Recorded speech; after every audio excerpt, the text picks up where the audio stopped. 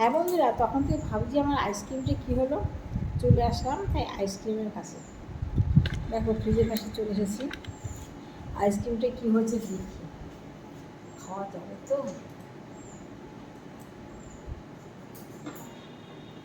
ভীষণ ঠান্ডা তাই এটা নিলাম। দারুণ বন্ধুরা, দেখো দারুণ আইসক্রিম, দারুণ। খেয়ে দেখি।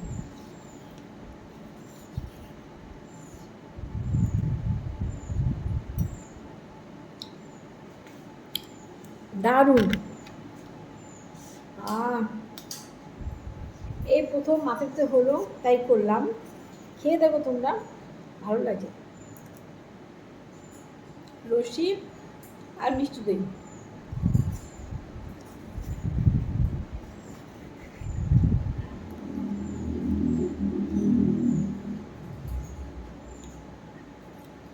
বাড়িতে অতিথিরা গেলে, আত্মীয় স্বজনরা গেলে, এমনকি নিজের বাড়ির পরিবারের লোকজনকে দুপুরবেলায় এরকম আইসক্রিম করে খাওয়াবে।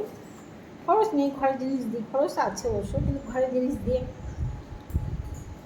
তোমাকে বাহবা দেবে। আমার হাজব্যান্ড স্কুলে মাস্টারমশাইরা বলতে বলতে আইসক্রিম লাগবে, আমি যাবো আজকে। বিকেলবেলা তারা ফ্যামিলি সহ চলে আসতো আইসক্রিম খেতে আমার হাতে আচার খেতে চলে আসতো। আমি করি না বন্ধু। দারুণ বন্ধুরা, আমি যা কিছু পাই তাই দিয়ে আইসক্রিম বসাই। তা আজকে ভাবলাম ঘরে দই আছে, তাই দোকান থেকে 2 প্যাকেট লস্যি নিয়ে আসলাম। তাই 1 প্যাকেট লস্যি নিয়েছি। আর এই যে দই দেখো, এই দইটাতে কিছুটা দই বাটিতে নিয়েছি। দইটাকে ভালো করে ফাটাচ্ছি। ফাটিয়ে এই লস্যিটা দিয়ে মিক্সড করে ডিপ ফ্রিজে রেখে দেবো। আইসক্রিম হেভি সুন্দর, খেয়ে দেখো। আমার মন থেকে বানালাম এটা। খেয়ে দেখো, যদি ভালো লাগে আমার জানিও।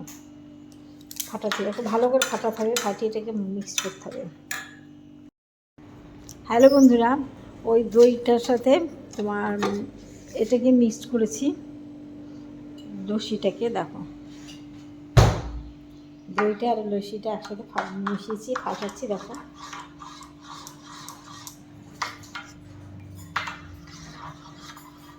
একটু টেস্ট করে দেখি তো ঠিক মিষ্টি ঠিক আছে না। দারুণ।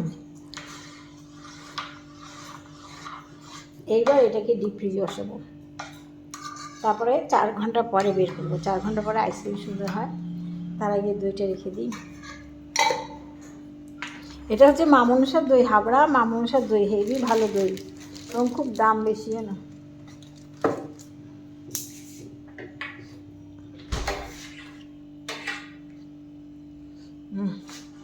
এবার এটা ডিপ ফ্রিজে ঢোকাবো।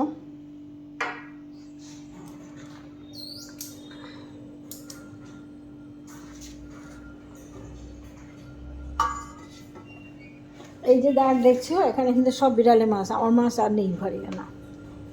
আর এই দেখো আইসক্রিম, এই যে আইসক্রিম, এই এটা খেয়ে এলো। আমার মেয়ে দেখি খেয়েছে, খেয়ে রেখেছে, দেখো অবস্থা দেখো মেয়ে।